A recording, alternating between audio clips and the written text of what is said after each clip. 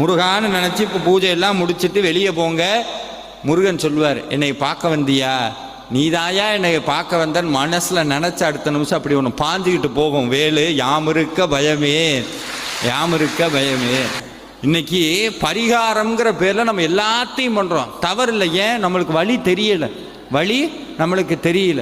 இந்த பரிகாரம் பண்ணும்போது ஏன் சென்டர் நிறையா பேர் கேட்பாங்க, நாங்கள் போகாத கோயில் இல்லை, பண்ணாத பூஜை இல்லை, கும்பிடாத தெய்வம் இல்லை, எல்லாம் சொல்கிறோம், ஏன் எனக்கு பரிகாரம் பலிக்கலை அப்படின்னா ஒன்றும் இல்லை. இன்றைக்கி நான் உங்கள்கிட்ட சொல்கிறேன், உங்களுக்கு ஏதோ ஒரு பிரச்சனை இருக்குதுன்னு வைங்க, உதாரணத்துக்கு கடன் தொல்லை தீரணும் அப்படின்னு ஒரு வச்சுக்குவோம், கடன் தொல்லை தீரணும், வேல்மாறல் படிங்க அப்படின்னு சொல்கிறேன். வேல்மாறல் படிக்கும்போது நீங்கள் என்ன நினச்சிட்டு படிப்பீங்க, எதை நினைப்பீங்க? கடனை நினைப்பீங்க. முருகனை அவர் சார் எங்களுக்கு கடன்